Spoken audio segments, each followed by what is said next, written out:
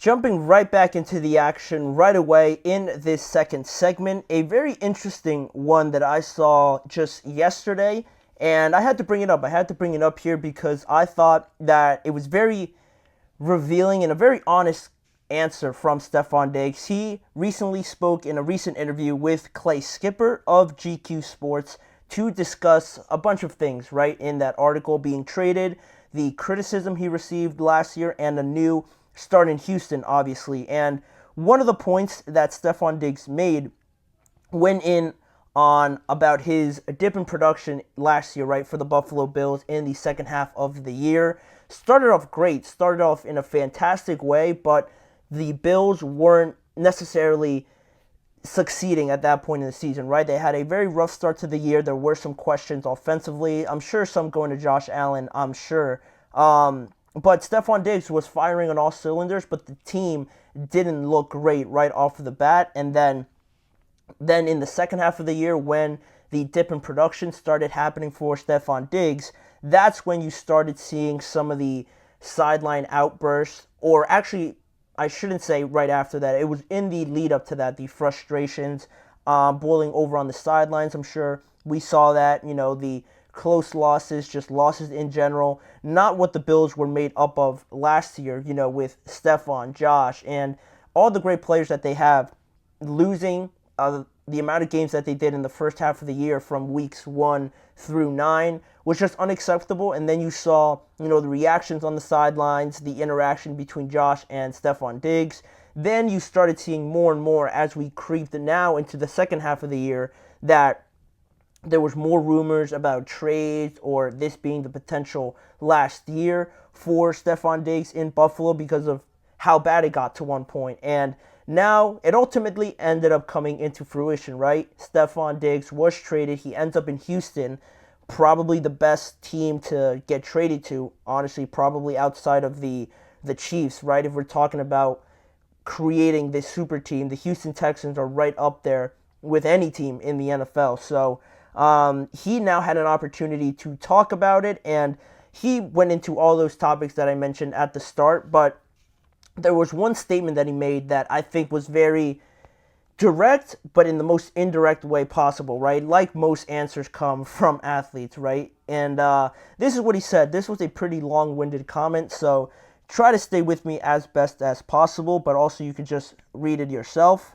He said, but pay attention. Pay real close attention. Watch the game. Of course, there's plays. There's plenty of plays I want back, but there's a lot of plays that didn't go my way. I need a lot of things to go right to get the ball. You can't roll out of bed and get 800 yards in the first 8 games. Your best receiver's doing that. You tell me about the last 10. What changed? Were there changes going on? I just pay attention to what really happened and not what people try to act like happened. And right, he points out to a lot of specific things, right, mentioning week 10, the changes basically going on. And if you are unaware of those changes, right, like I mentioned, for the first half of the season, to give you a little bit of context, for the first 9 games for Stefon Diggs were phenomenal. 70 receptions, 834 yards, 7 touchdowns, and 4 out of the 5 games that he had at one point at the beginning of the season, he went for 100-plus yards in those games. So great numbers. 70 receptions, almost 1,000 yards through those first 9 games is insane. But the Bills were struggling, right? Ultimately, and at the end of the day, they were struggling. It wasn't looking so smooth. They were losing games, and something had to be done about it.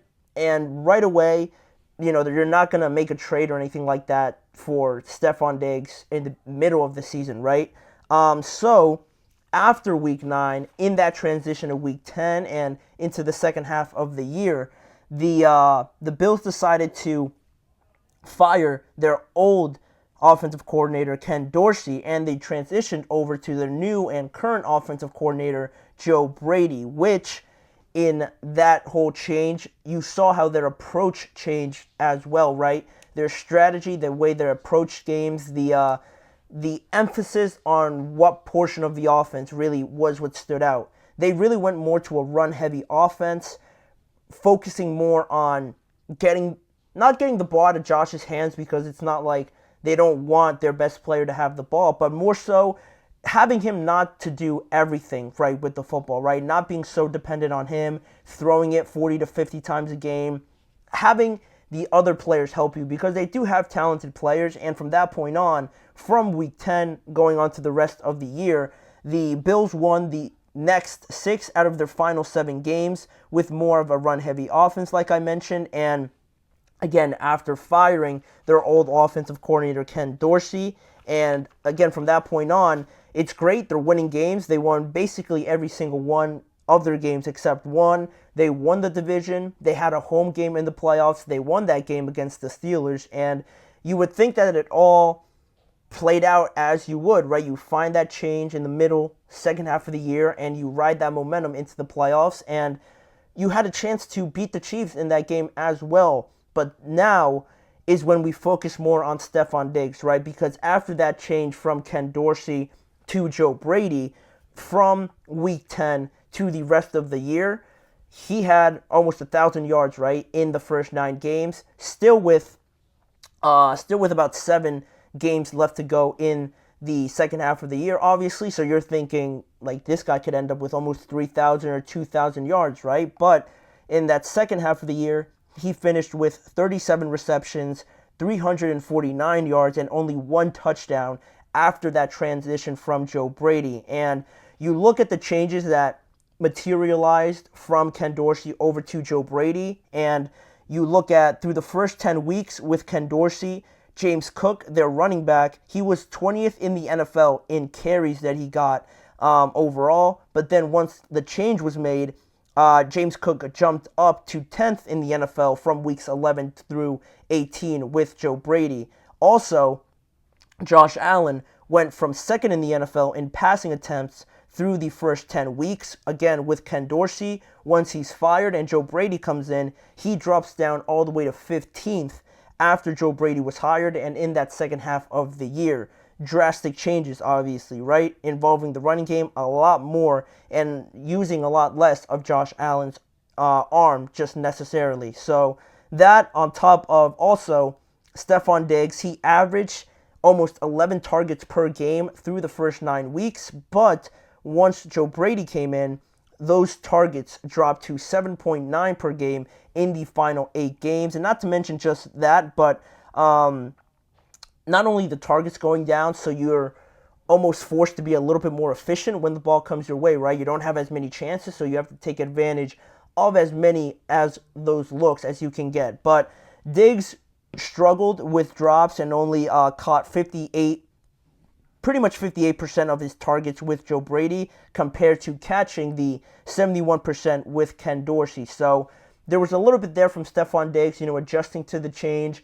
You can sort of imagine, just putting myself in Stefon Diggs' shoes, not knowing as much when you're going to get the ball, making this transition to a new offensive coordinator, which, again, doesn't always suit everybody.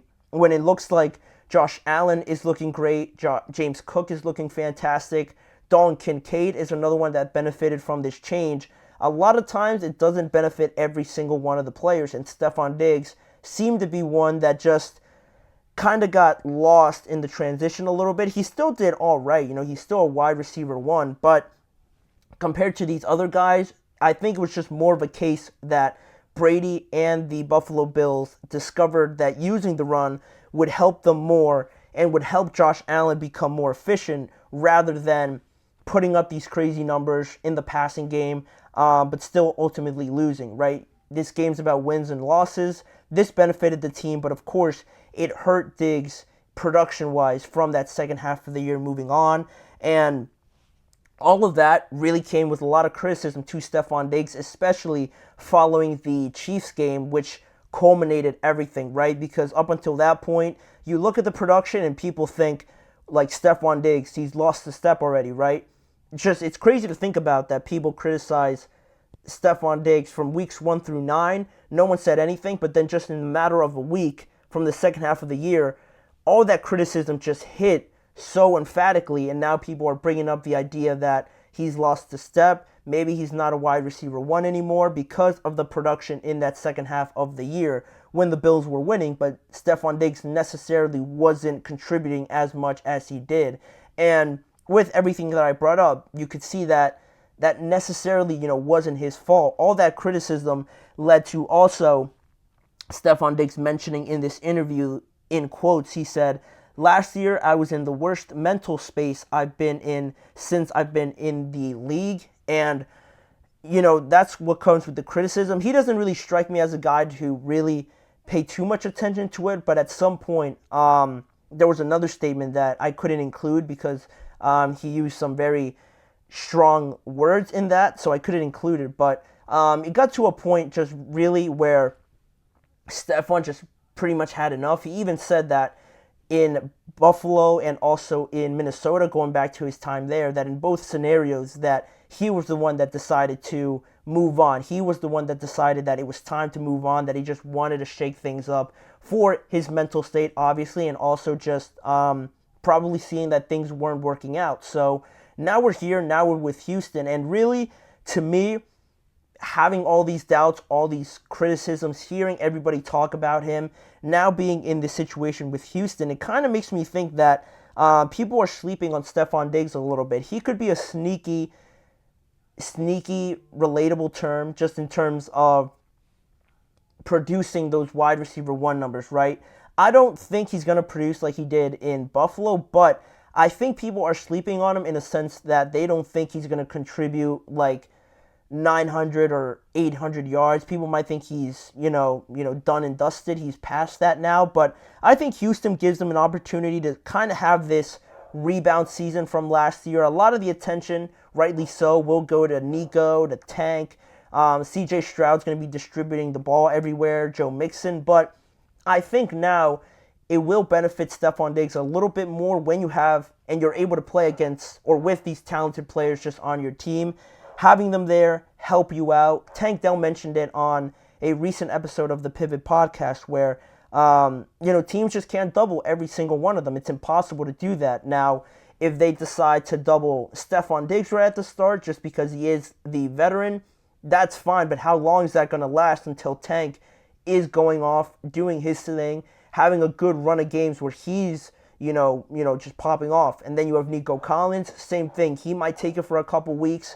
And then Stefon Diggs in the process might get better looks, and he'll start producing again, kind of reminding everybody that, this is still Stefon Diggs. It's not just any ordinary receiver. This is one of the best that we've seen over the last few years. And I think now in this situation with Houston, he has an opportunity, if you guys happen to have him on your fantasy team or something like that, to maybe start him a couple weeks, right? I think with so much talent, it might scare off some people and think that he might not get enough volume, but don't be so sure to just write him off. I think he has an opportunity to, have a rebound season, remind everybody of who he is, and in the process, this Houston team is going to continue to roll in 2024. We're just a day away from the start of the 2024 NFL season, and with that, it leads me perfectly into my next segment. Talking about the season, the start of the season, we can't start the official season without getting into the early season award predictions for the 2024 year.